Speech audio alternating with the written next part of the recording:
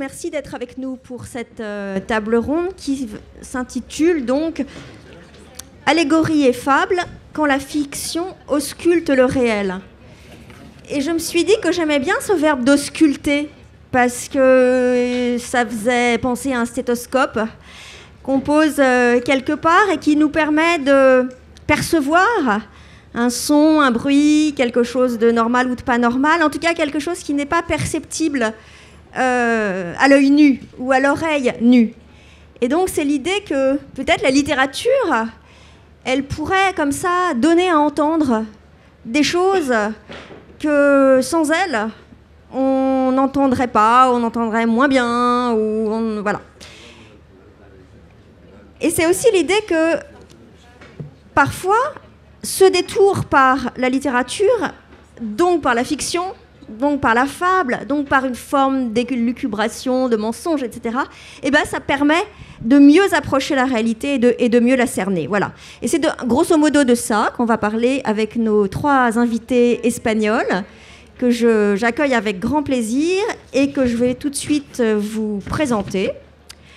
Alors, eh ben, on va commencer par vous, Ivan Repila. Qui est à ma droite. Vous êtes né à Bilbao en 1978. Alors vous allez voir, c'est intéressant parce qu'ils sont tous, comme on voit, à peu près de la même génération, mais ils viennent d'endroits d'Espagne très divers, et puis leur travail est très différent. Mais peut-être qu'il va quand même se recouper, c'est ce qu'on va voir. Alors, vous, Ivan, vous êtes né à Bilbao en 1978, donc je disais, et vous avez d'abord travaillé dans la publicité, en tant que graphiste, en tant qu'éditeur.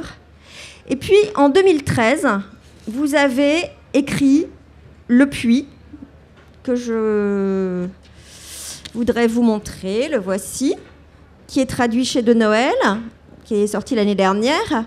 Et c'était votre premier roman. Et d'ailleurs, ça ne s'appelle pas comme ça en espagnol. Enfin, on y reviendra. Voilà. Pau, bonjour. Vous êtes catalan, vous êtes né à Barcelone en 1974. Au début, vous étiez acteur. Vous avez oublié ça maintenant, mais ça a été une partie de votre vie. Et puis, vous êtes devenu metteur en scène et auteur. Auteur notamment associé au Théâtre National de Catalogne. Voilà. Et on vous connaît. Vous êtes l'auteur d'une bonne douzaine de pièces qui ont eu beaucoup de succès, qui ont été et sont joués toujours dans des pays étrangers. Mais en France, on vous connaît surtout pour une trilogie qui s'appelle la trilogie Animal et qui commence par ceci, Buffle, qui suit par ça, Lion, et qui se termine par ceci, Girafe. Voilà, Buffle, Lion et Girafe, c'est 2013-2014 et c'est traduit en français chez un éditeur qui s'appelle Espace 34. Et enfin vous, Isaac Rosa, bonjour. Vous êtes né aussi en 74 comme Pau, mais à Séville. Et vous êtes très connu en Espagne. Vous êtes l'auteur de nombreux romans qui ont eu des nombreux prix, dont l'un extrêmement prestigieux qui s'appelle le prix Romulo Gallegos. Et en France, nous avons eu de vous 2 romans qui sont traduits chez Christian Bourgois. L'un qui s'appelle Non sans humour, encore un fichu roman sur la guerre d'Espagne. Un autre qui s'appelle La mémoire vaine. Et enfin, l'année dernière est sorti, toujours chez Christian Bourgois, Le pays de la peur, El País del Miedo, dont on parlera tout de suite, en fait, puisque, tiens, pourquoi pas commencer par vous. Donc, je disais tout à l'heure, pourquoi passer par la fiction? Pourquoi passer par la fable? Pourquoi passer par quelque chose d'un petit peu... réflexion un peu, comment dirais-je? Oui. Pour évoquer la peur, la violence, l'hystérie sécuritaire, qui sont les thèmes de votre livre. Si. Bonjour à tous et merci. D'abord, je tiens à remercier à tous et remercier les organisateurs de la Comédie des Livres d'avoir m'invité. Et je tiens à remercier beaucoup particulièrement à Florence, parce que je dois dire que je lis à Florence, j'ai lu un petit livre, un petit grand livre que tu as écrit. Un petit grand livre, c'est joli, je suis très touchée. En Espagne, il s'appelle Je suis économiste. Oui. C'est un pamphlet sur les écoles de commerce. Mais on est surtout là pour parler de vous, Isaac. Non, parce que je n'ai pas savé que vous êtes romancier. C'est tout, parce que mon français est bon pour saluer et remercier, c'est tout. Je vais parler en espagnol pour parler de littérature. Donc, je tiens à remercier mon traducteur. Bien, empezamos. La pregunta era sobre ficción y realidad, ¿no?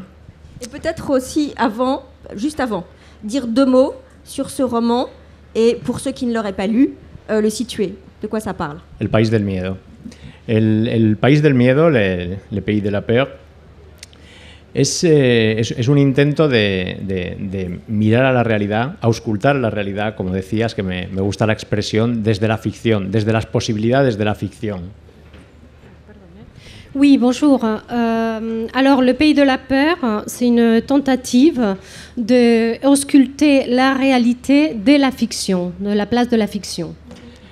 Yo me considero un escritor realista, aunque habría que definir bien qué es el realismo literario, porque yo creo que especialmente en España, en la literatura contemporánea, hay un malentendido con el realismo. Alors moi je me considère un auteur réaliste, mais il faudrait quand même s'interroger ce que c'est que le réalisme littéraire, parce que moi je me considère un auteur réaliste. Y mis novelas todas tratan sobre la realidad, o más bien sobre la ficción en tanto que representación de la realidad y las posibilidades de la ficción para representar esa realidad. Alors, et mes romans parlent de la réalité, mais surtout de la fiction comme une façon d'aborder la réalité et les différentes possibilités.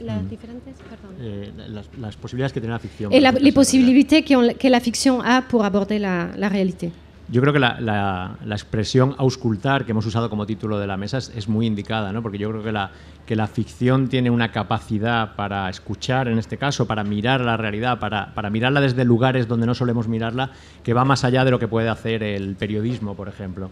Oui, et ausculter, je trouve que c'est le mot indiqué, parce que je trouve que la fiction a une capacité d'ausculter la réalité autrement, et autrement que le journalisme, par exemple. Sí, o que los ensayistas, ¿no? O que les ensayistas. Por eso yo, cuando en 2008 decido escribir El país del miedo, mi motivación era abrir una reflexión sobre el miedo en el comienzo de siglo, ¿no? Sobre cómo el miedo estaba en el centro de nuestra sociedad y cómo el miedo se había convertido, sobre todo después del 11 de septiembre, en la ideología de nuestro tiempo. Donc, quand en 2008, je décide d'écrire Le pays de la peur, je voulais ouvrir une réflexion de ce que c'était que la peur en début du siècle et surtout après la peur du 11 septembre, où la peur est devenue une idéologie. Y si decido escribir una novela en vez de escribir un reportaje periodístico o un ensayo sobre el miedo, ¿no? O otro tipo de libro, es porque creo en esas posibilidades de la ficción, ¿no? Porque creo que la ficción permite esa reflexión, llevarla hasta un extremo donde no llegan otras formas de escritura. Donc, si je fais le choix d'écrire un roman plutôt qu'un reportage ou plutôt qu'un essai, c'est parce que je crois que la fiction peut arriver à un extrême, à toucher des extrêmes que reportage et essai ne pourront pas aborder. Dicho esto, por terminar, El país del miedo es una novela que parece pertenecer a otra época, a otro tiempo, ¿no? Y solo han pasado 7 años desde que la escribí. Donc j'ai écrit en 2008 Le pays de la peur, seulement il y a 7 ans, mais on dirait qu'il s'agit d'un roman d'une autre époque. Porque yo estaba entonces, cuando escribí esta novela, pensando en los miedos derivados del mundo posterior al 11 de septiembre.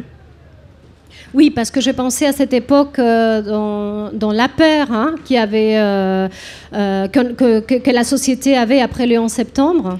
Y a la vuelta de 7 años, esa sensación de inseguridad colectiva, de amenaza, de incertidumbre que está detrás del país del miedo, se ha agudizado en España, en Europa, pero especialmente en España, con la crisis económica y social. Oui, et cette insécurité, cette menace, cette incertitude avec la crise, elle a augmenté en Espagne 7 ans après le 11 septembre. De forma que hoy la novela se lee de otra manera, se lee con los nuevos miedos y amenazas con los que vivimos hoy. Donc on peut lire ce roman aujourd'hui autrement, avec de nouvelles paires. Oui. Et puis on est immédiatement pris parce que c'est très bien écrit et tenu et poignant. Ça part d'une situation assez banale.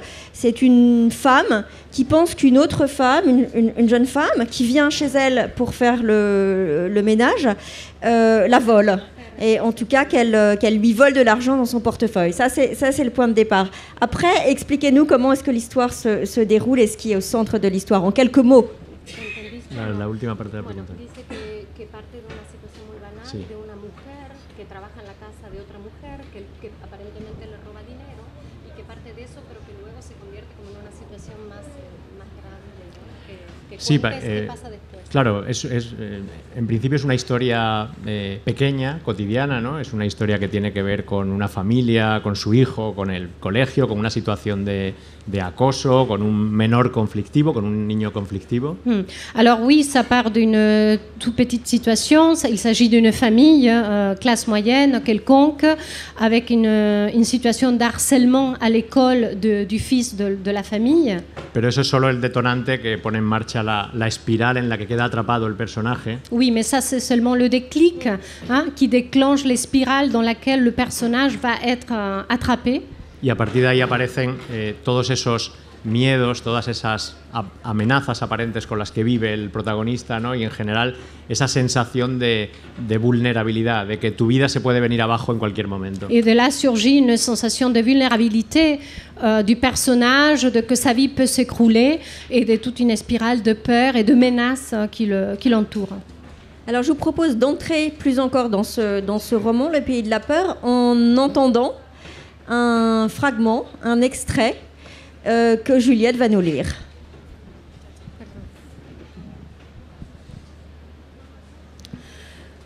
La pommette encore rougie ne saigne plus, mais son nez lui fait mal, ça oui. Et il a des douleurs dans tout le corps, un mélange d'épuisement et de nausée, comme la grippe ou une bonne gueule de bois, tandis qu'il marche en direction du commissariat de quartier.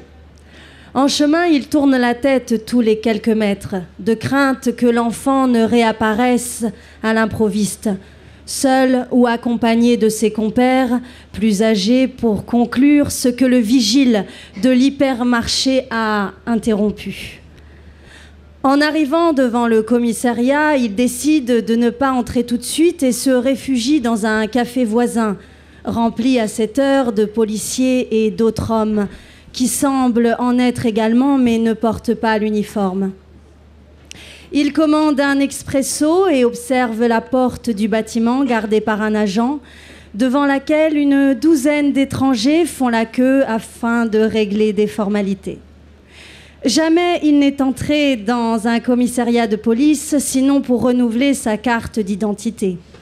Il n'est pas allé plus loin que ce guichet ouvert au public qui se trouve en général dans le hall et ignore comment sont les locaux à l'intérieur, si bien qu'il a recours à la fantaisie et plus encore à son expérience indirecte de spectateur et de téléspectateur. Et il imagine donc les bureaux séparés par des panneaux en verre dépoli et une table derrière laquelle un fonctionnaire installé face à sa machine à écrire lui posera des questions.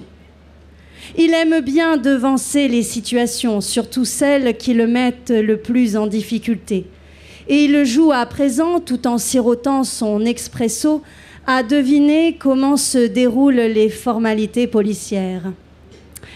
Désireux de donner un visage au fonctionnaire chargé de recevoir les dépôts de plainte, il choisit au hasard, en guise de modèle, l'un des types qui se trouvent dans le café à cette heure. Par exemple, celui-ci, dont l'âge et la condition physique le destinent sans doute à des tâches administratives, loin des exigences de la rue. Il écoute sa voix sur le fond sonore du café, des morceaux de phrases, une plaisanterie qu'il raconte à des collègues, l'air vaguement impertinent, et Carlos imagine un possible dialogue avec ce policier. « Bonjour, monsieur l'agent. Je voudrais déposer une plainte, dira-t-il pour commencer. « Très bien, asseyez-vous, répondra poliment l'autre en désignant la chaise en face de lui. Racontez-moi ce qui vous arrive. Il s'agit d'un gamin. Il m'a agressé, dira-t-il en montrant sa pommette et son nez, même si ce dernier ne saigne plus et que la douleur est invisible. Un gamin, répétera l'agent. Et vous le connaissez ? Oui, je sais qui c'est. Il fréquentait le collège de mon fils, répondra Carlos, se rappelant une conversation semblable avec le principal de l'établissement quelques semaines plus tôt et s'attendant peut-être à ce que le policier emploie le même mot, délation. Dans ce cas, c'est un mineur, demandera l'agent. Carlos le lui confirmera. Oui, il doit avoir 12 ou 13 ans, au maximum 14. Un enfant, donc, précisera le policier. Un enfant vous a frappé. Oui, reconnaîtra Carlos, évaluant sa propre image aux yeux de cet homme, l'expression d'étonnement face à un adulte de stature moyenne à haute, comme c'est son cas, et de constitution robuste venu dénoncer un enfant qui l'a frappé. C'est un enfant, mais il est très violent, soulignera-t-il. Il vous a volé ? Demandera l'agent, cherchant la logique du délit. Oui, répondra Carlos, avant de nuancer aussitôt. Ma foi, pas exactement. Il a volé mon fils. Il l'a racketté. Et moi, il me demande de l'argent. Il vous demande de l'argent ? S'étonnera l'agent, et si Carlos acquiesce, il développera sa question. Cet enfant vous demande de l'argent et vous lui en donnez ? Je lui en ai donné 2 fois, avouera Carlos comme une excuse. Je vous ai dit qu'il était très violent. Mais dans ce cas, il ne vous a pas volé. Il vous a demandé de l'argent et vous lui en donnez, résumera le policier. C'est exact, concédera Carlos. Peut-être n'est-ce pas vraiment un vol, mais il m'a menacé, c'est de l'extorsion. Un enfant vous a menacé ? Demandera le policier, l'air de plus en plus stupéfait. Oui, je vous répète qu'il est très violent. Aujourd'hui, il m'a attaqué, regardez, et il montrera une nouvelle fois ses blessures. Ensuite, imagine Carlos en buvant son café, l'agent lui expliquera qu'il n'est pas opportun de formuler la plainte en ces termes et soulignera l'inutilité de la démarche, car il s'agit d'un mineur, ce n'est pas une affaire de vol, il n'a commis aucun délit et il est invraisemblable qu'un enfant rackette un adulte tel qu'il le raconte, si bien que Carlos sait d'avance qu'entrer au commissariat n'est sans doute pas une bonne idée. Il hésite un instant, se dit que ce n'est pas inéluctable, peut-être sera-t-il reçu par un policier aimable, compréhensif, et qu'en outre, les policiers sont ceux qui connaissent le mieux la nature violente de pareils mineurs. Il pourrait trouver un appui, de l'aide, des conseils. Mais au fond, il n'a pas le courage de franchir cette porte et d'entamer les démarches. Il ne l'a jamais fait et se dit que ça ne lui vaudra que des complications, de la vaine paperasse. Il sera obligé de donner des explications à Sarah, de révéler les mensonges des 2 derniers mois et exposera Pablo à de nouveaux dangers, sans parler de la perspective guère agréable d'une confrontation, de se retrouver face à face avec l'enfant, voire avec sa famille, créant ainsi des liens d'inimitié durable à la suite de cette nouvelle délinquance. De plus, s'il entre au commissariat, peut-être tombera-t-il à la sortie sur l'enfant qui l'aura suivi et le verra quitter le bâtiment de la police, encore un mouchardage, et qui l'agressera dès que Carlos se sera suffisamment éloigné. Et même s'il invente un prétexte, renouveler sa carte d'identité ou toute autre formalité inoffensive, l'enfant saura qu'il l'a dénoncé, ou du moins qu'il a essayé de le faire, ce qu'il craint, ou qu'il invitera peut-être à laisser en paix Carlos et sa famille, ou au contraire, ce qui stimulera sa rage contre lui et aggravera la situation. De sorte que Carlos paie son café, sort et se dirige vers chez lui, non sans s'être assuré que personne ne le suit.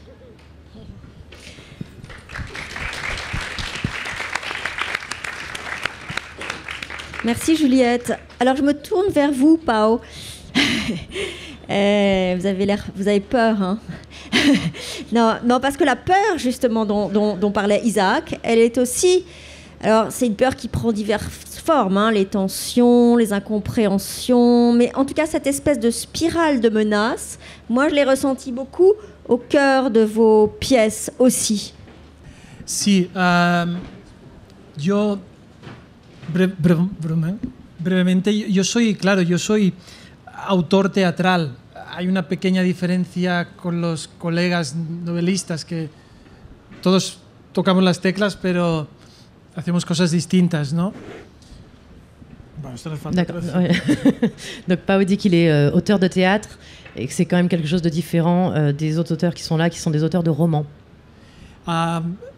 Entonces, siempre que escribes teatro o tienes la conciencia muy clara de que es un acto de comunicación con la gente que va a venir a ver la función, ¿no? Et donc quand on écrit du théâtre, on a toujours en tête que c'est un acte de communication face aux gens qui vont venir voir la pièce. Y normalmente la gente que va al teatro, bueno, esa es mi sensación, un poco ingenua a lo mejor, normalmente la gente que va al teatro no hay que hacerle discursos muy fáciles porque ya está convencida, ¿no? Et les gens qui vont au théâtre, il n'est pas nécessaire de leur faire des discours très faciles parce qu'ils sont déjà conscients de tout ça quand ils viennent. Yo creo que el teatro te permite... Excusez-moi. El teatro te permite, te obliga a ir un poco más lejos, a decir cosas de las cuales se genera controversia, no aquello con lo que todos estamos de acuerdo, ¿no? Donc le théâtre oblige à aller plus loin et à aller au-delà de ce pour lequel tout le monde est d'accord, quoi. Rápidamente, en esta primera obra de la trilogía animal que es Búfalos, dans la première pièce de la trilogie, donc dans Buffle, contiene un subtítulo que es una fábula urbana. Voilà, il y a un sous-titre qui est une fable urbaine. Entonces, no os contaré toda la historia, no sufráis, pero se mezcla ya una melange avec es la historia de unos hermanos de un barrio conflictivo de una ciudad como puede ser Barcelona, como puede ser Madrid, como puede ser Marsella, Nápoles, whatever. Donc donc il va pas tout déballer, mais donc c'est l'histoire en fait d'une fratrie dans un quartier un petit peu difficile comme il peut y en avoir dans des villes comme Barcelone, comme Marseille, Naples, voilà, Madrid. Naples, Madrid. Y pero mezclo indistintamente y sin mucho temor, esa historia la mezclo estéticamente con la sabana africana. Y esos chicos que son reconocibles porque tienen cualidades, digamos, humanas, también tienen cualidades animales y se mueven por la ciudad spécifique, pero también se mueven por la sabane africaine. Donc il se permet en fait, il ne craint pas de mélanger donc ces aspects qui sont très humains, très voilà, très comme on peut tous le vivre des quartiers, voilà, les mélanger avec des aspects animaux. Et donc on peut se retrouver, voilà, il y a des on peut se retrouver dans la savane africaine comme on peut se retrouver au détour d'une rue. Y este diálogo estético entre dos mundos, aparentemente opuestos, ¿no? La urbanidad y la sabana africana, genera un tercer plano que es como la cosa... realmente el hecho diferencial. Para mí ahí empieza la ficción. Esa mezcla es ese territorio al cual yo quería llegar. Alors en fait, en mélangeant ces deux mondes esthétiques, donc l'urbanité et le côté plus sauvage, il arrive à un troisième plan. Et otra vez me perdí. Sí, ouais, No, que esta melange avec les savanes y la... sí, y la urbanidad. Sí, te permite generar un territorio Voilà. que es... Il arrive à un territoire qui est au-delà. Que es donde a partir, en ese territorio, tú puedes empezar a contar cosas desde otro sitio. Voilà. Et une fois qu'il arrive dans ce territoire, donc dans cet autre plan, il peut commencer à raconter d'autres choses. Y puedes entrar, y ya respondo, a hablar de la violencia, puedes empezar a hablar de los miedos, puedes empezar a hablar de la realidad, pero desde un sitio, desde un juego que yo creo que el espectador, al menos desde el territorio teatral, necesita. Donc, et à partir de là, on peut commencer à parler de la violence, de la peur, mais Desde un, excusa, frases más cortas. No, poder hablar de eso desde un sitio más específico, Voilà. desde un juego. Et c'est à partir du jeu qu'on peut commencer à parler tout ça, et c'est ça que le spectateur peut venir entendre. Alors, vous parlez d'une troisième dimension Oui. qui résulte du croisement entre ces deux mondes que vous nous avez décrits, c'est-à-dire l'humain et l'animal. Et dans cette troisième dimension, moi je suis frappée, il y a quelque chose de très important, c'est le silence. Oui. Le silence ou les silences, les blancs que vous laissez dans votre écriture, dans l'écriture de vos pièces. Et d'ailleurs, dans la dernière, là, celle des girafes, vous dites que vous l'avez appelée girafe parce que les girafes elles-mêmes, elles n'utilisent pas leur corde vocale pour parler comme nous, oui. mais elles communiquent, ou elles communiqueraient, moi je ne savais pas, avec des infrasons. Oui. Alors, pourquoi le silence et pourquoi ce détour par l'image de l'infrason, de la girafe, etc. Rápidamente. En el fondo, creo que la trilogía animal habla de la familia, habla del miedo y, por lo tanto, tiene que hablar desde el silencio. Es un personaje más.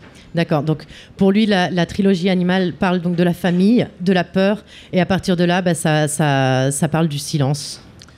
Et est-ce qu'il n'a pas dit comme si le silence était lui-même un personnage? Pardon, oui, et comme le silence arrive comme un autre personnage. C'est intéressant ça. Oui, ouais, oui. Ouais, ouais. Et pourquoi Oui, le silence comme un personnage? Enfin, vous pouvez nous en dire un tout petit peu plus? En Búfalos, Dans Buffle, el silencio dentro, digamos, de la trama y empieza como una fábula, quiere decir que es que cuando Max tenía 9 años desapareció porque un león se lo comió. Así empieza, como así de profunda, ¿no? donc, sí, pero la relación con el silencio ahí. Sí, ahora después, vale. sí, sí. Ok, donc dans Buffle, on démarre tout de suite en fait avec voilà l'histoire de Max qui a disparu quand il avait 8 ans.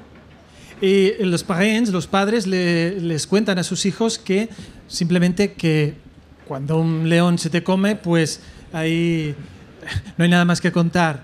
D'accord. Et donc les parents disent aux enfants que puisque Max, un lion l'a emporté, les parents racontent aux enfants que voilà, juste un lion l'a emporté et quand un lion t'emporte, il y a rien d'autre à raconter. Pero está claro que eso no convence a los hijos. Cependant, donc les enfants sont quand même pas très convaincus par cette explication. Y cuando los hijos preguntan no hay una respuesta. Et quand les enfants demandent, donc il n'y a pas de réponse. O hay el silencio como respuesta. Ou il y a le silence comme réponse. Y entonces los hijos tienen que fabular una respuesta. Donc les enfants sont obligés de se créer une fable, de s'inventer une fable comme réponse. Para explicarse esos silencios porque necesitan ser llenados. Pour donner une explication à ce silence parce qu'ils ont besoin de se remplir de quelque chose. Y de una manera u otra, toda la trilogía gira en torno a este eje del silencio, de las cosas que no sabemos afrontar y de las cosas que nos esconden.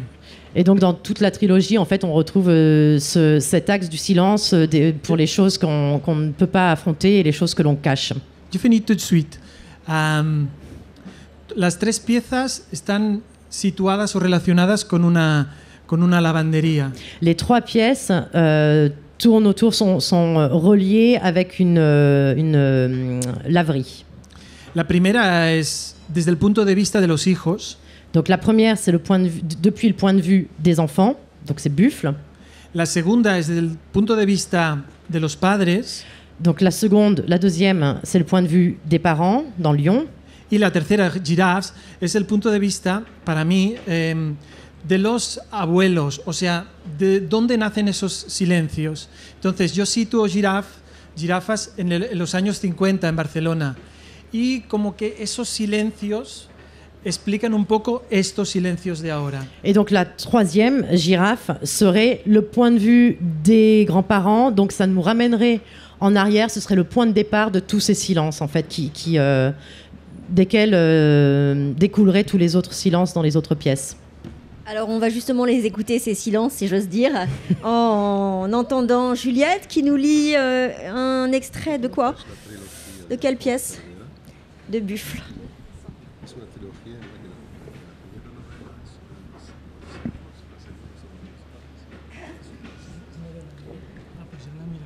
Quand on rentrait de l'école ou du lycée, ou de malaxer la boue, papa s'enfermait dans l'atelier et nous, on s'occupait de la blanchisserie.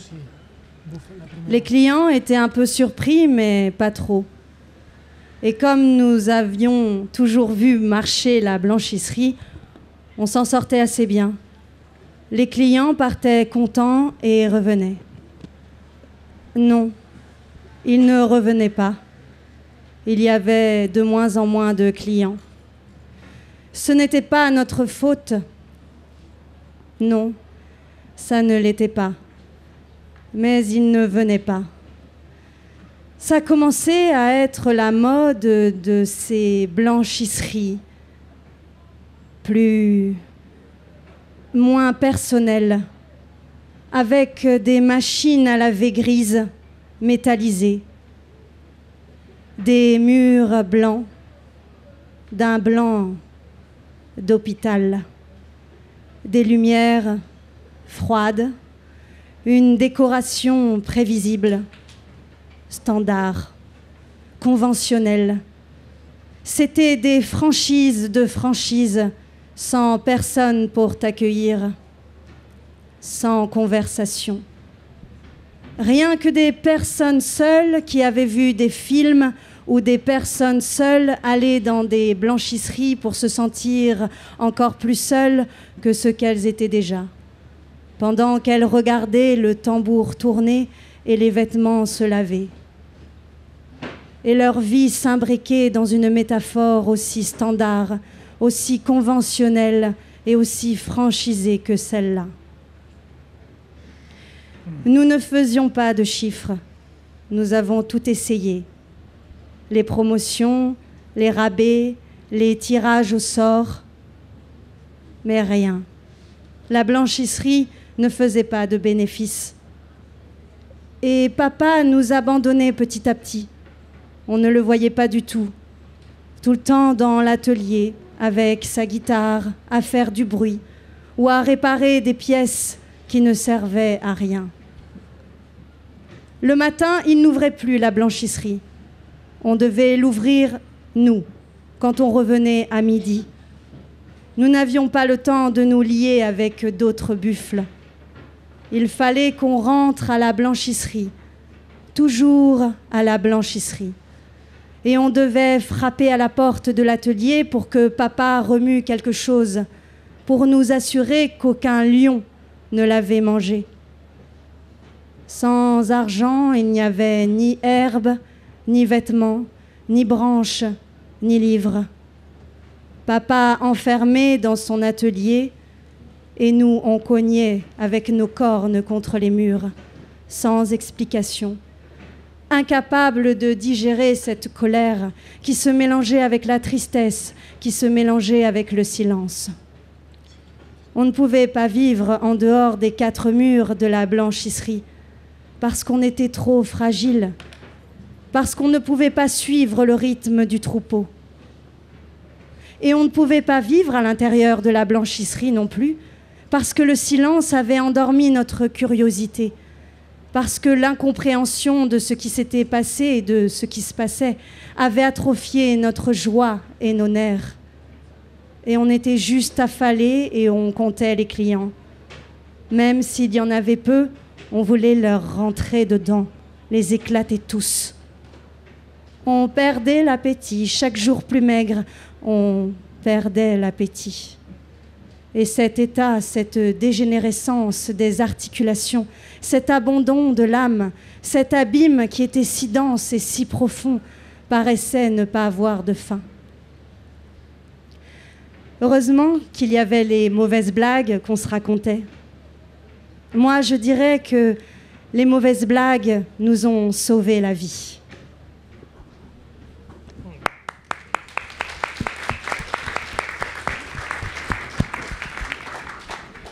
Merci beaucoup.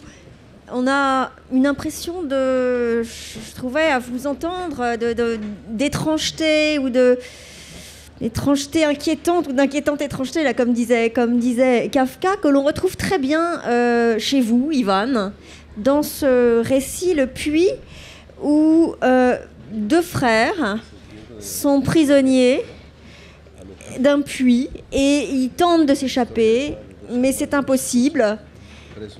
Ils échouent tout le temps, et puis ils ont faim, et puis ils ne peuvent pas manger parce qu'à côté d'eux il y a un sac de vivres, de nourriture qui leur a été donné par leur mère, mais qu'ils ne peuvent pas toucher. Voilà, on est tout de suite dans un climat, dans une espèce de climat de conte ou de parabole qui est aussi, comme chez vos deux collègues, effrayant ou glaçant ou en tout cas déstabilisant. Alors j'ai une question qui est double. Comment est-ce que vous avez eu envie d'écrire ce livre en venant, je l'ai dit au départ, de la publicité? Et pourquoi être passé par le détour du conte pour nous dire quelque chose sur la peur aujourd'hui?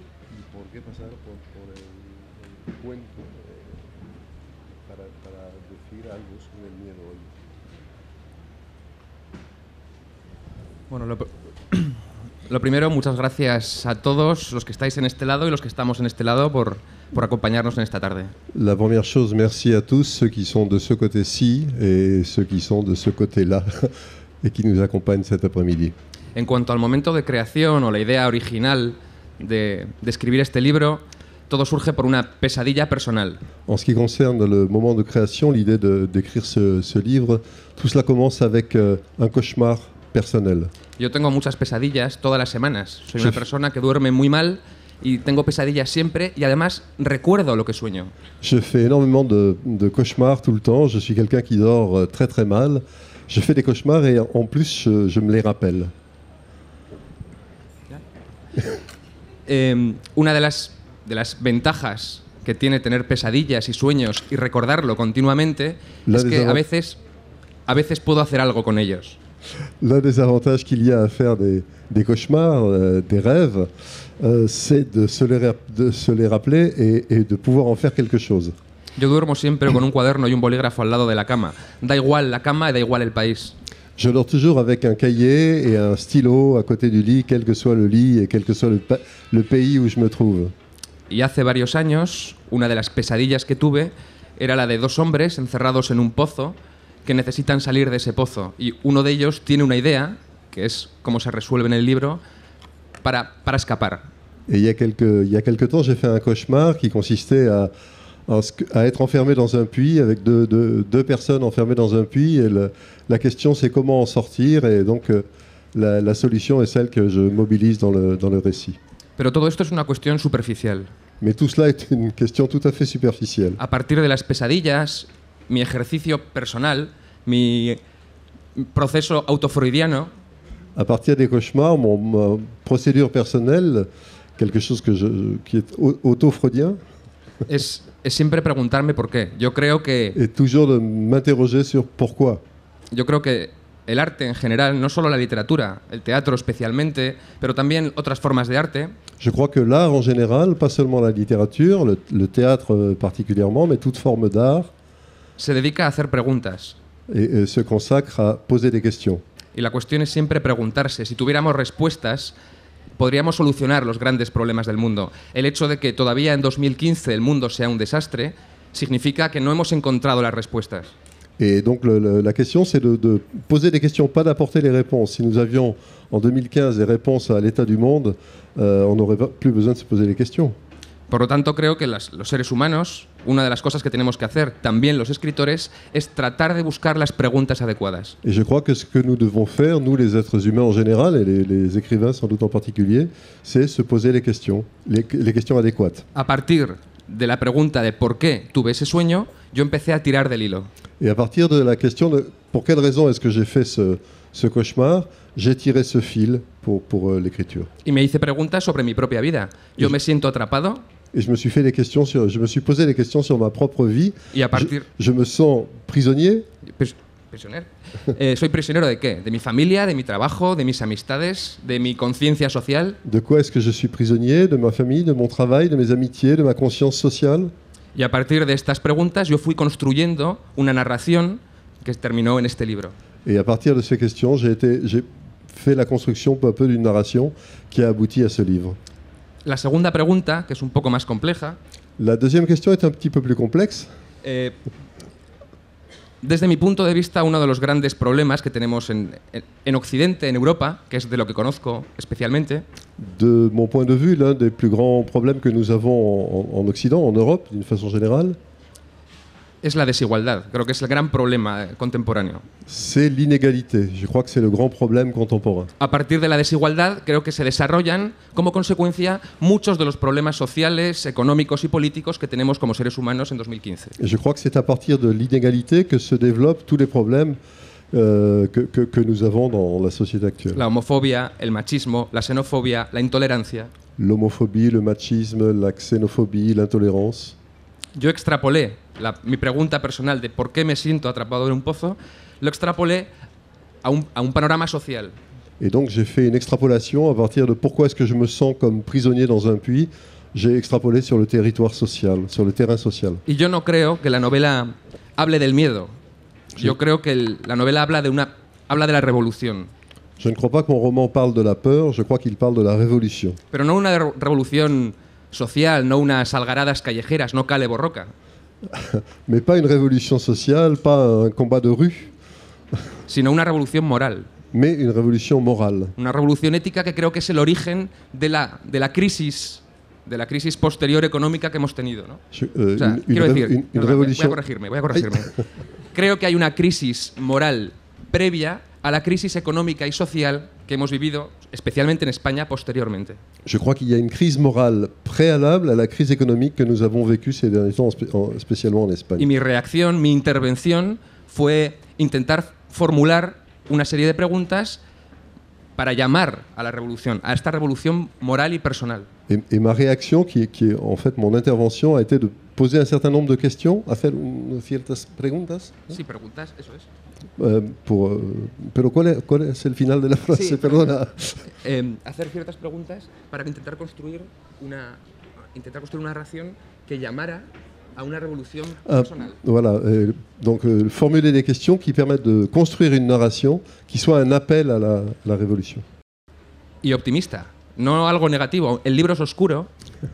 Et quelque chose d'optimiste, c'est pas quelque chose de négatif. Le livre est sombre. Pero yo soy un hombre optimista. Mais je suis un homme optimiste. No utópico, sino optimista. Yo creo que podemos hacerlo mejor. Pas utopique, mais optimiste. Je crois qu'on peut faire les choses mieux.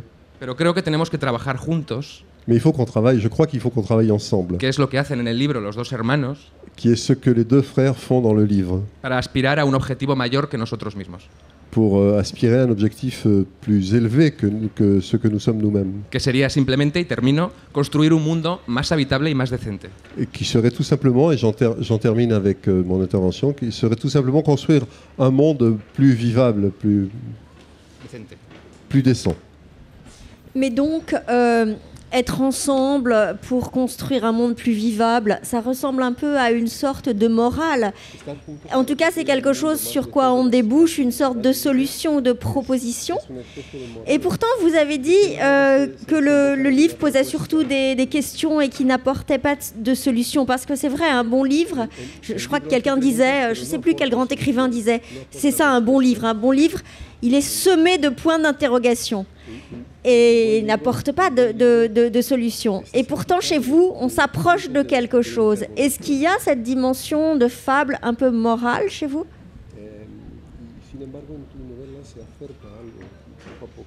tenemos la sensación de acercarse a una respuesta.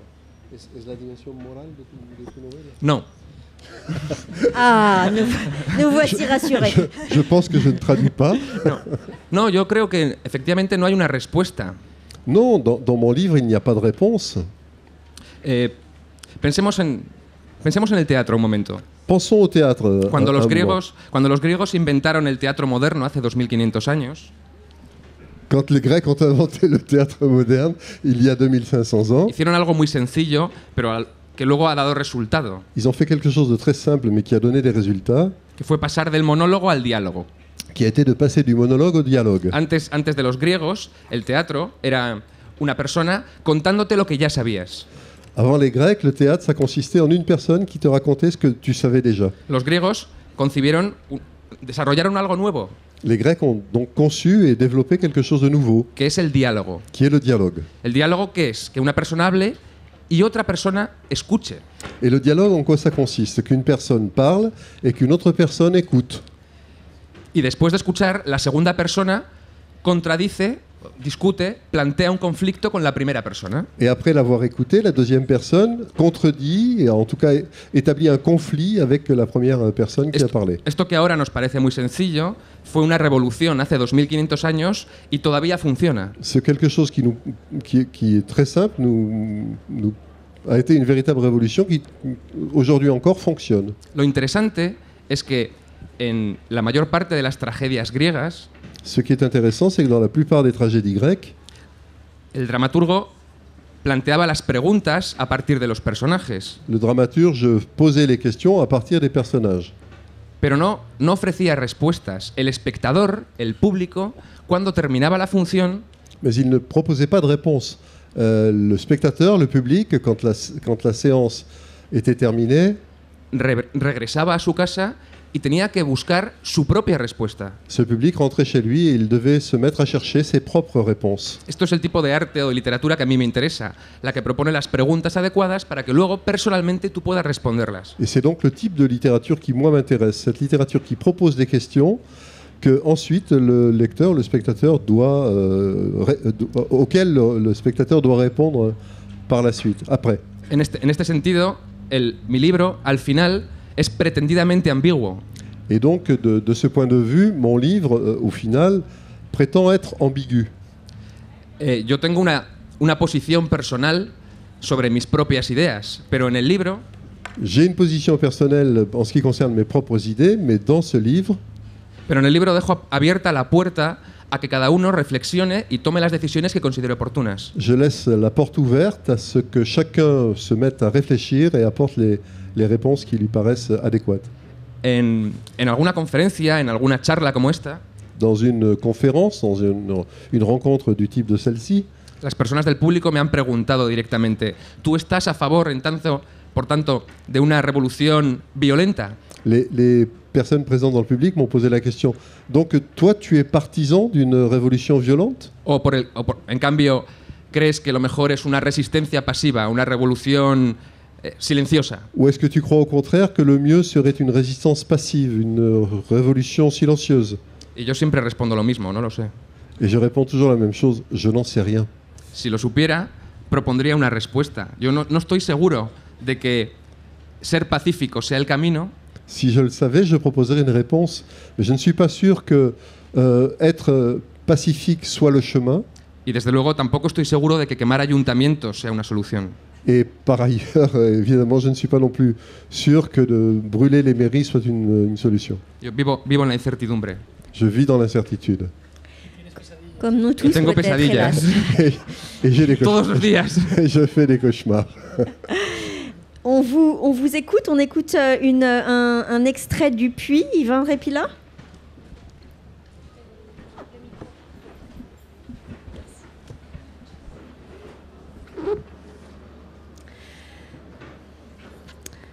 Sache, mon frère, que je suis l'enfant qui a volé le cheval d'Attila. Je lui ai pris ses sabots et m'en suis fait des chaussures pour que l'herbe ne repousse plus jamais sous mes pas. Beaucoup d'hommes vils m'ont craint comme les foudres d'un dieu, car j'ai asséché leurs terres et leurs semences lors de mes longs voyages à travers le monde. Tu as fait ça tout seul ?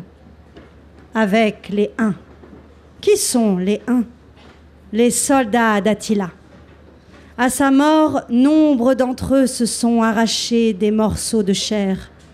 Moi aussi, j'ai des morceaux de chair en moins, mais ça ne se voit pas parce que c'est à l'intérieur. Le grand soupire et remet ses bouchons.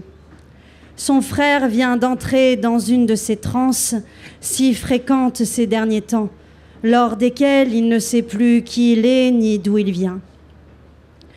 La nuit précédente, il a longuement disserté sur la nature humaine, expliquant qu'avant de devenir des animaux terrestres, les hommes étaient des créatures marines et devaient donc regarder la mer pour remonter aux origines de l'espèce. Puis, il a décidé de décrire avec précision l'aspect des sentiments se bousculant dans son esprit et en a tiré d'invraisemblables conclusions. La haine aurait la forme d'une pyramide tournante et l'ennui une consistance visqueuse.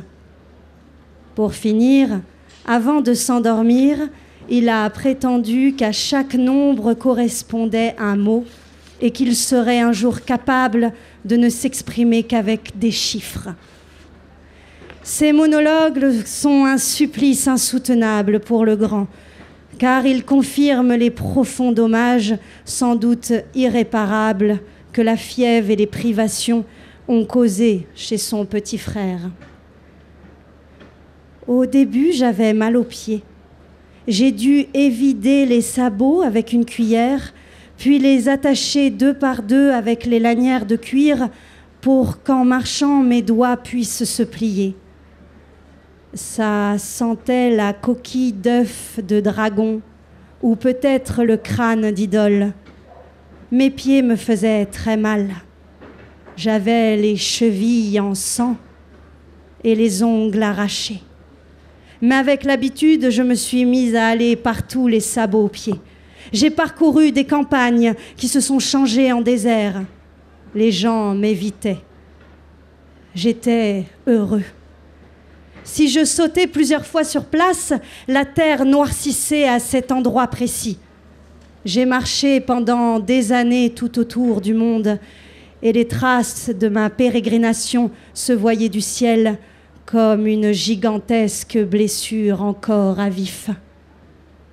Puis, j'ai voulu voir ce qui se passait si, au lieu de piétiner chemins et forêts avec mes sabots, je marchais sur les gens. J'ai choisi un refuge où tout le monde dormait et j'ai sauté de corps en corps comme une marelle flasque. D'abord, il ne s'est rien passé, mais les gens ont fini par se réveiller, secoués de cris et de vomissements. Puis leur peau s'est desséchée comme des grains de raisin, marquant le sol de taches jaunes, tandis que leur corps se teintait de marron et de rouge. On aurait dit un terne arc-en-ciel pour pauvres, né d'une bougie et d'une flaque d'urine. Je me sentais aussi important qu'un peintre. J'ai découvert que les adultes se desséchaient plus vite que les enfants, qui, eux, ne criaient pas en voyant la mort approcher, mais la recevaient au contraire avec calme et compréhension. J'ai continué mon chemin en foulant tous les peuples et toutes les races. J'ai su qu'une langue avait disparu quand j'ai sauté avec émotion et brutalité sur le dernier homme qui la connaissait. Quand je suis devenu vieux il y a quelques années, j'ai enlevé mes chaussures pour la première fois depuis l'enfance. Mes pieds étaient restés petits, propres, sans blessure ni même mauvaise odeur. J'ai rangé les chaussures dans une boîte en or, que j'ai rangée dans une boîte en argent, que j'ai rangée dans une boîte en fer, et je l'ai enterrée dans un puits, dans la forêt située à une demi-journée de marche de mon ancienne maison. J'y ai laissé là mes 2 fils, pour que jamais personne ne puisse me les dérober.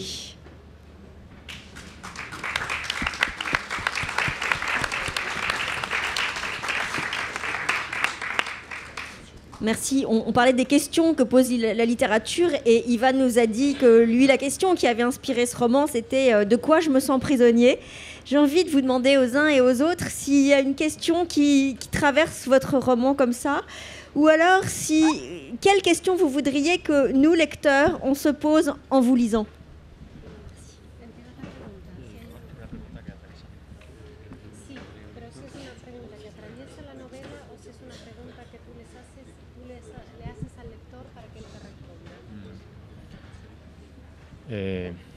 Bueno, yo estaba escuchando antes a mis colegas de mesa, ¿no? a Iván y a Pau, muy interesado, ¿no? O sea, yo creo que se estaba abriendo aquí un debate, además, con muchos frentes, ¿no? C'est très riche, avec beaucoup de thèmes. J'écoutais mes collègues avec beaucoup d'attention et je sentais qu'un débat pouvait s'ouvrir avec beaucoup de passion. Y una de las dudas que me generaba era precisamente el tema de las preguntas y las respuestas, ¿no? que proponía Iván, ¿no? Et un doute que j'ai eu, c'était la question des questions et des réponses dont Yvan a parlé. Porque yo me he pasado también mucho tiempo diciendo eso que solemos repetir los autores, ¿no? De que hay que hacer preguntas y no dar respuestas, ¿no? Oui, parce que aussi moi, en tant qu'auteur, j'ai passé beaucoup de temps à répéter ça, hein, qu'il fallait plutôt poser des questions que donner des réponses. Y últimamente me empiezo a preguntar si los lectores no están buscando respuestas en vez de más preguntas, ¿no? Et je commence à me demander si les lecteurs ne demandent pas plutôt de réponses que des questions.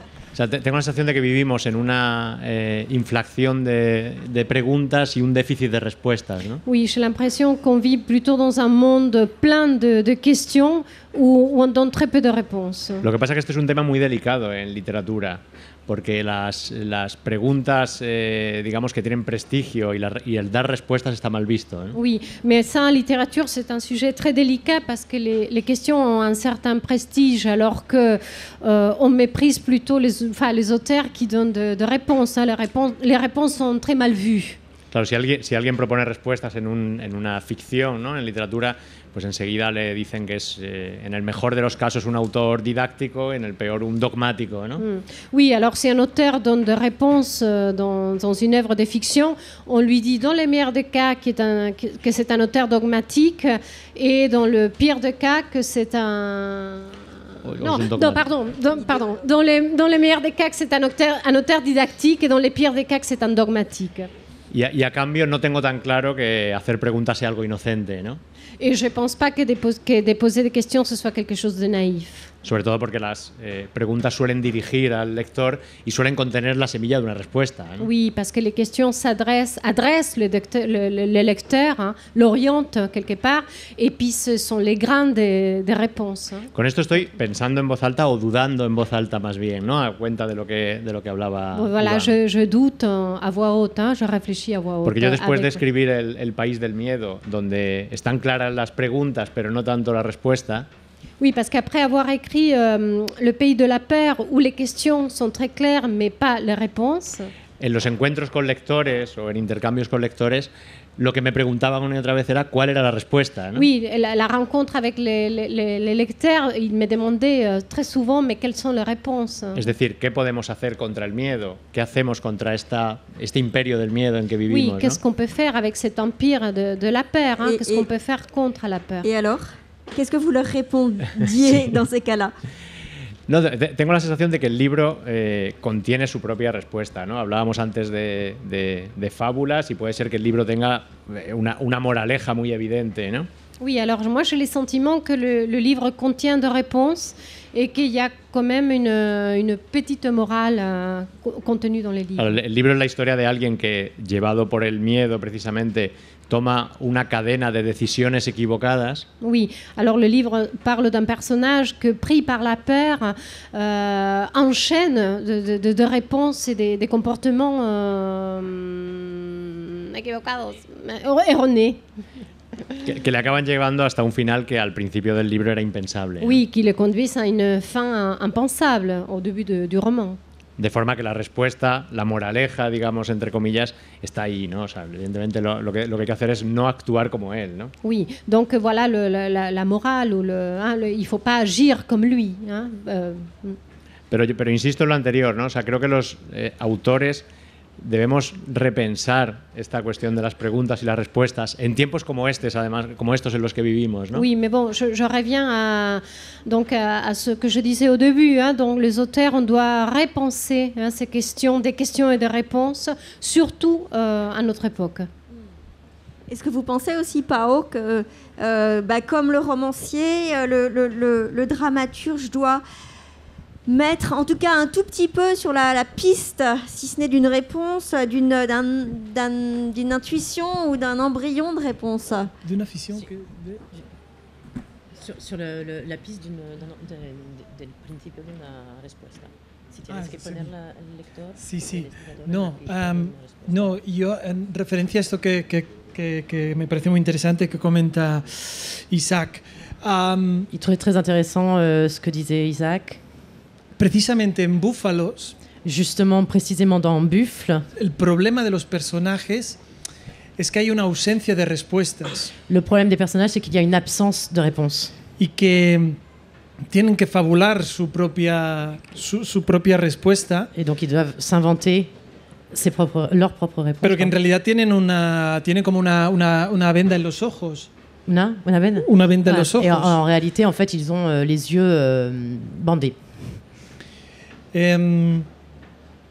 Y a mí lo que me interesa, o sea, es verdad que eso es un recurso, que es un discurso que hemos tal vez abusado, en teatro también, de preguntas y respuestas, pero en realidad me parece como que da igual, o sea, llámale pregunta, llámale respuesta, lo que realmente creo que es importante es por qué nos cuesta, para mí, ¿no?, abordar ciertos temas. Alors, pardon. Excusez-moi. C'est un recours donc, qui a été usé au théâtre, de poser des questions, chercher des réponses, mais que finalement ça, c'est égal et peu importe. ¿Por qué nos cuesta tanto afrontar los temas, las preguntas y las respuestas? Et la question est pourquoi justement est-ce que on a du mal à se confronter au thème, à se poser des questions et à trouver des réponses. Y mi respuesta, et sa réponse, absolutamente mediocre, es que hemos aprendido a aceptar el silencio como una respuesta válida. Et donc, sobre todo en nuestro país. Et donc sa réponse, c'est qu'on a appris à prendre le silence comme une réponse valide, surtout dans leur pays. Vous êtes d'accord avec ça, Ivan? Sí. Oui. Oui. Ce qui me frappe, c'est que, en fait, on parle de questions et de réponses, et tout à coup, je me dis, est-ce que nous, les Occidentaux, on n'est pas obnubilés par l'envie de trouver des réponses rationnelles à nos questions? Tandis que quand on parle avec des écrivains indiens, par exemple, ou chinois, ou orientaux, ils nous disent, mais peut-être que la réponse, c'est d'accepter qu'il n'y ait pas de réponse.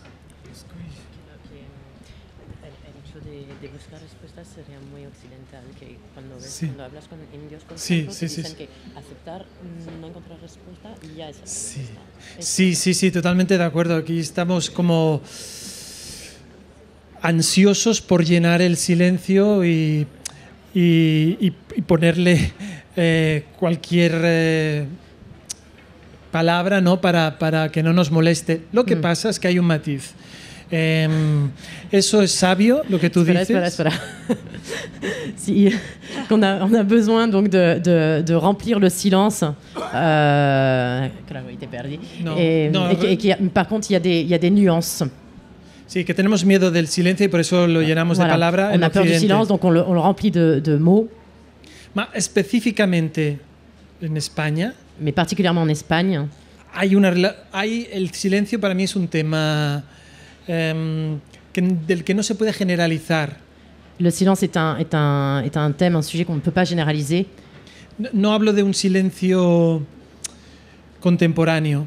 Je parle pas d'un silence contemporain. Sino de un silencio heredado. El silencio de... heredado, perdón. Donc d'un silence hérité. Y por mucha meditación que nos pongamos a hacer, el problema es que hay muchas respuestas que quedaron pendientes en el pasado. Voilà, et ce sont donc toutes les questions qui sont restées sans réponse dans le passé qui vont qui vont amener donc le silence présent. J'ai simplement dit que hará una reflexión de superficial, absolutamente superficial. Donc une réflexion superficielle. Yo, por ejemplo, veo a Francia, cuando hay un problema en Francia, la conciencia social, la reacción que hay aquí en Francia la veo mucho más inmediata, mucho más valiente. Quand il y a... en France, en fait, il y a... No, no. Por eso es una reflexión medio... La réaction sociale en France est beaucoup plus immédiate que ce qu'elle peut être en Espagne. Justement, je voudrais rebondir sur cette histoire de domaine social, parce que donc il y a eu des politiques, il y a eu des élections, on le sait tous, très récemment en Espagne. Et avant ces élections, nous, au Monde, on préparait le numéro du Monde des livres spécial Espagne. Et notre correspondante a envoyé un reportage qui montre que, après des années de crise, l'effet que ça a sur les écrivains, sur les dramaturges, sur les artistes, c'est que tout à coup ressurgit une conception de la littérature engagée. Est-ce que vous, tous les trois, vous vous considérez comme des écrivains engagés? Alors, je ne sais pas, qui a envie de répondre à ça d'abord?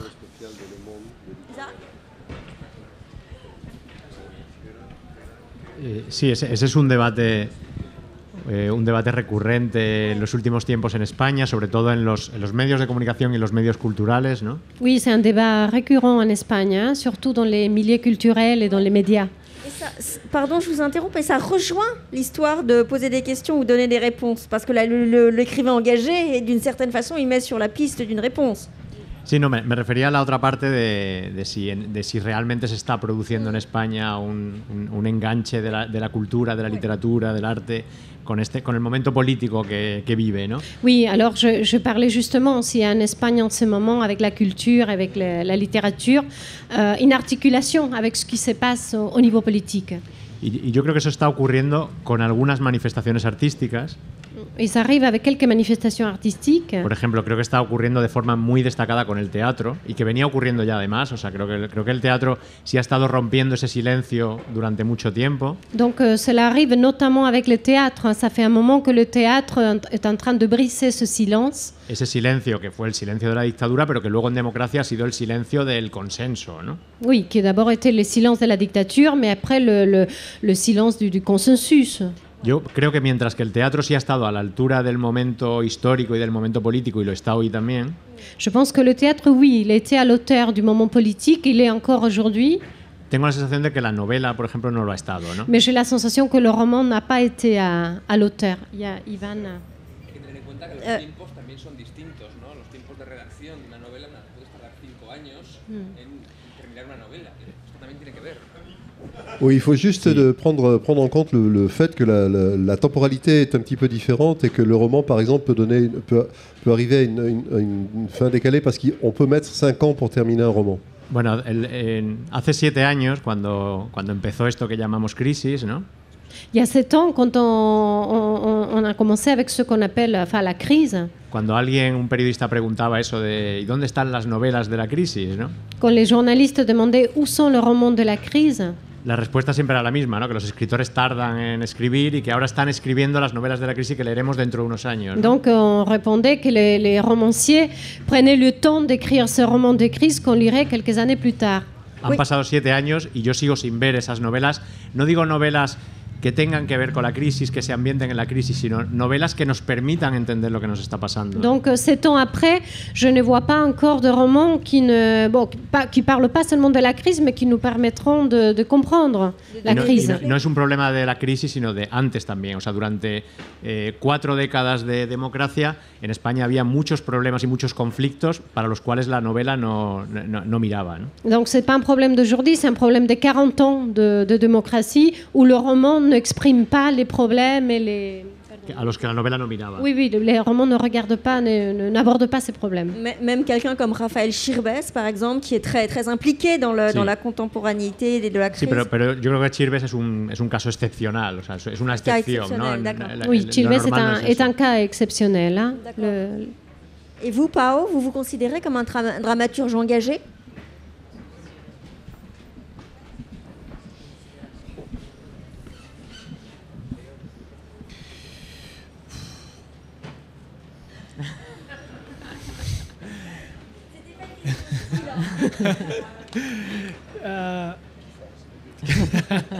Peut-être. Non.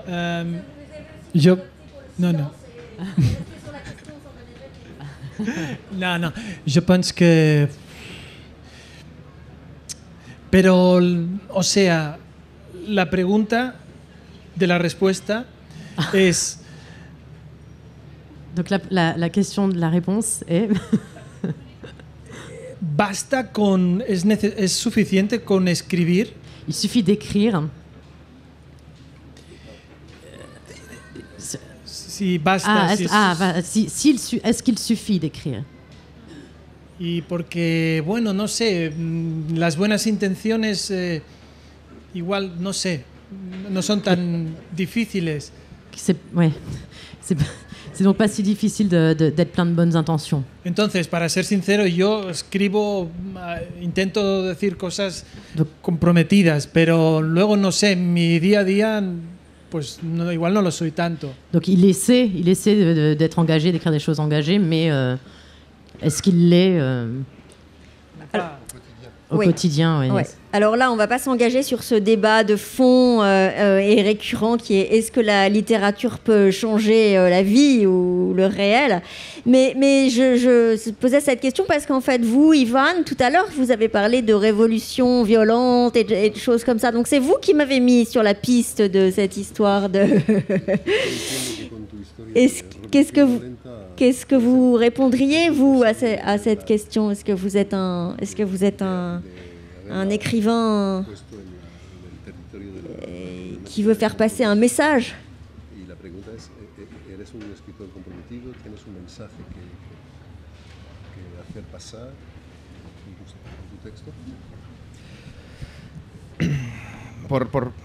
Est-ce qu'on est à un moment précis dans la littérature espagnole où les choses changent et où les écrivains sont plus impliqués peut-être dans l'impact de leurs œuvres? Bueno, por enlazar varios temas con algo que ha dicho Isaac, con algo que ha dicho Pau, y respondiendo a tu pregunta. Alors, pour relier plusieurs thèmes, les choses qu'ont dites Isaac et Pau, et pour répondre à ta question. Primero, discrepar de Isaac, de buen rollo. je vais commencer par différer de ce qu'a dit Isaac. Yo no creo que haya habido una escasez de novelas que traten temas relacionados con la crisis de valores anterior a la crisis. Je ne crois pas qu'il y ait eu pénurie de romans reliés, consacrés à la crise antérieurement. Tal vez no ha habido muchas, pero ha habido gente que se ha preocupado de ello. Il n'y en a peut-être pas eu beaucoup, mais il y a quand même eu des écrivains qui s'en sont préoccupés. Habláis de Rafael Chirves, hay otro autor que se llama Isaac Rosa. Tu parles de Rafael Chirves, mais il y a un autre écrivain qui s'appelle Isaac Rosa. Que lleva 10 años indagando precisamente sobre la crisis ética y moral que sufrimos y en la que estamos viviendo. Qui ne fait que cela depuis 10 ans, creuser, enquêter sur la crise morale, éthique dont nous souffrons. Y lo hace con precisión, con inteligencia y a partir de ficciones. Et cet Isaac Rosa le fait avec intelligence, avec précision et uniquement à partir de fiction. En cuanto a la parte que corresponde al teatro, yo creo que en España el teatro ha estado censurado y sin embargo comprometido. Et pour ce qui concerne le théâtre, il me semble qu'en Espagne, le théâtre a été censuré et pourtant toujours engagé. Pensemos que en tiempos de posguerra, posguerra civil, pensons que à l'époque de l'après-guerre civile, Antonio Buero Vallejo, que estuvo en la cárcel durante 9 meses en el paredón de la muerte, quelqu'un comme Antonio Buero Vallejo a été emprisonné durant 9 mois avant de connaître el paredón de la muerte. Sí, bueno, estuvo en el corredor de la muerte. Durante 9 meses le decían... Ah, le couloir de la mort, peut-être. Durante 9 meses le decían, mañana te vamos a matar. Ah oui, on lui a répété pendant ces 9 mois d'emprisonnement, demain on va te fusiller. Y cuando finalmente sale, y no lo matan, sale de la cárcel. Et puis finalement il est sorti de prison, on ne l'a pas tué. Escribe Historia de una escalera. Il écrit un texte qui s'appelle Histoire d'un escalier. Gana el premio Lope de Vega, que era el más importante de entonces. Et il remporte avec ça le prix Lope de Vega, qui était le prix le plus important à l'époque en matière de théâtre. Esto es interesante. El premio era la representación en el Teatro Real, si no me equivoco. Et le prix, sauf erreur de ma part, était le montage, la représentation de la pièce au Théâtre Royal. Y cuando el Estado descubre que el ganador del premio es nada menos que Buero Vallejo, que era uno de los jefazos del ejército republicano. Et quand l'État franquiste découvre à ce moment-là que celui qui gagne le prix était Buero Vallejo, c'est-à-dire un des hiérarques de l'armée républicaine. Pero, sin embargo, tienen que premiarlo y tienen que representar la función. De toute façon, ils doivent lui remettre le prix et donc faire en sorte que la pièce soit représentée. Para joderlo, lo que hacen es programar la función el día 24 o 25 de diciembre. Pour le baiser, ce qu'ils font, c'est programmer la représentation le 24 ou le 25 décembre. Y sin embargo, el teatro se llena. Et pourtant, le théâtre se remplit. Y a partir de entonces, los españolitos Et à partir de ce moment-là, les Espagnols, les petits Espagnols, empiezan a ver con censura y muy despacio commencent à voir, avec la censure et très lentement, un tipo de teatro distinto que llevaban mucho tiempo sin ver. un type de théâtre tout à fait différent qu'il y avait longtemps qu'ils n'avaient pas vu. Y hay numerosos autores teatrales de posguerra. Para mí, Buero Vallejo es especial, pero hay otros. Et il y a de très nombreux auteurs de théâtre dans l'après-guerre. Bon, pour moi, Buero Vallejo est quelqu'un de particulier, mais il y en a beaucoup d'autres. Que fueron combativos en lo artístico, en sus creaciones dramáticas. Qui ont été combatifs dans leur création, les créations dramatiques. Pero también en la vida política o en la vida social. Mais aussi au niveau de la vie politique et sociale. Recordemos una cosa importante. En España, después de la guerra civil, rappelons-nous quelque chose d'important. En Espagne, après la guerre civile, la mayor parte de nuestros intelectuales de peso estaban muertos, exiliados o silenciados. La majeure partie de nos intellectuels d'un certain calibre étaient morts ou en exil. Y esto enlaza con la idea de herencia de la que hablaba Pau antes. Et ça, ce que je dis là connecte avec la notion d'héritage qu'évoquait Pau Miró auparavant.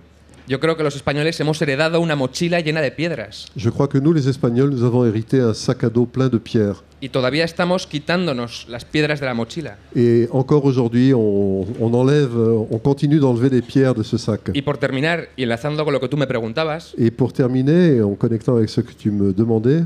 Yo acepto distintos grados de compromiso en mi vida. Yo soy honesto y me comprometo a ser honesto en mi literatura. J'ai un certain nombre d'engagements dans ma vie personnelle. Je suis honnête, par exemple, et je m'engage à être honnête en matière dans ma propre littérature. Y este es mi compromiso literario. Et ça, c'est un engagement littéraire. Y luego tengo otros compromisos sociales, políticos, personales en mi vida cotidiana. Et par ailleurs, j'ai d'autres types d'engagements sociaux, politiques, dans ma vie quotidienne. Alors, il nous reste 5 minutes.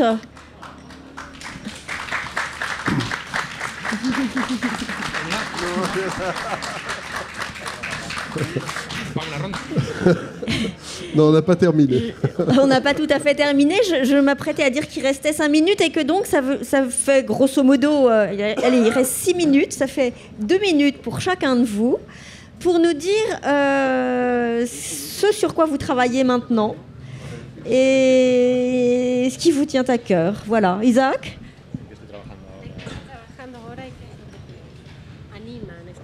Sí, yo después del País del Miedo, que se publicó en España en 2008, he publicado otras 2 novelas. Et après Le Pays de la Peur, publié en Espagne en 2008, j'ai publié 2 romans.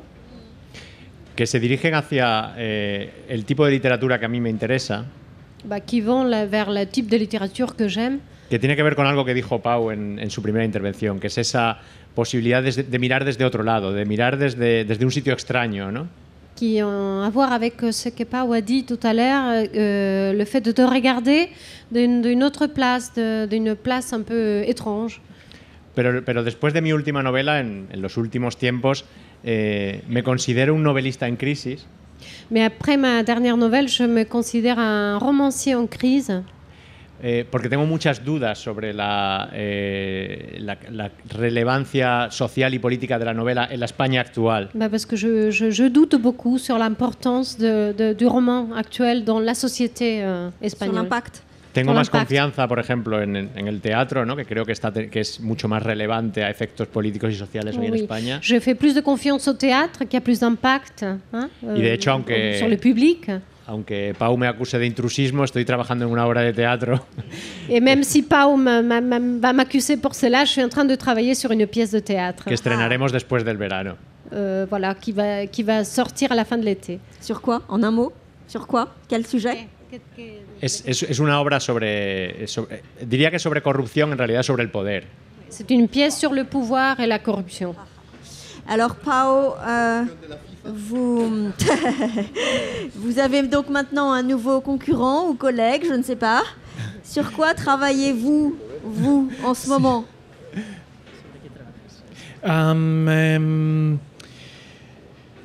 Tengo que rápidamente... Muy rápidamente, por favor. Tengo que decir que, Une minute. Que Isaac tiene que saber que hay gente en el mundo del teatro, al menos colegas míos, que lo hemos leído, porque a veces los teatreros buscamos referencias, sitios donde alimentarnos intelectualmente, y que Isaac es uno de ellos. Isaac doit savoir donc il y a des gens de théâtre, donc des collègues de Pau qui sont allés lire donc ce que Isaac écrit parce qu'ils ont besoin de références et qu'ils vont chercher notamment chez certains auteurs et notamment dans ce que Isaac écrit. Rápidamente, y ahora estoy escribiendo una historia situada en Barcelona en el 1951. Alors, il est en train d'écrire actuellement une histoire qui se passe à Barcelone en 1951. Porque hubo una cosa, en el primer franquismo hubo la primera reacción popular en contra del franquismo. Pardon. Parce que dans la première période du franquisme, il y a eu une réaction populaire. Que es la vaga de los tranvías. ¿La qué? La vaga. Sí. La huelga, pardon. Des tramways, ouais. Il y a eu un épisode qui a été la grève des tramways, donc qui a eu lieu à ce moment-là. Y que consistía simplemente en que la gente, porque el servicio es horroroso, porque subir los precios, dejó de subir a los tranvías. Comme les prix montaient et voilà, donc la gente ¿qué? Dejó de subir a los tranvías. D'accord, donc les gens cessèrent donc de prendre les tramways.